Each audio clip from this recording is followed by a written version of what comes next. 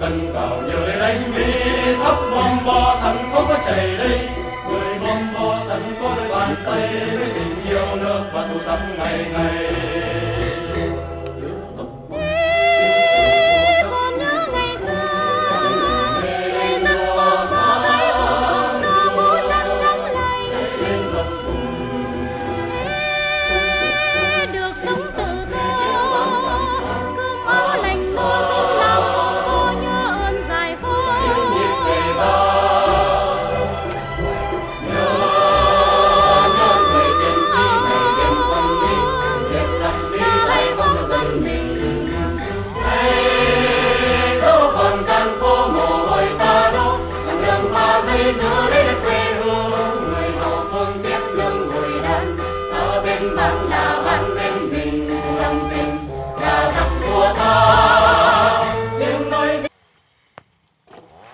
Đó, người kìa.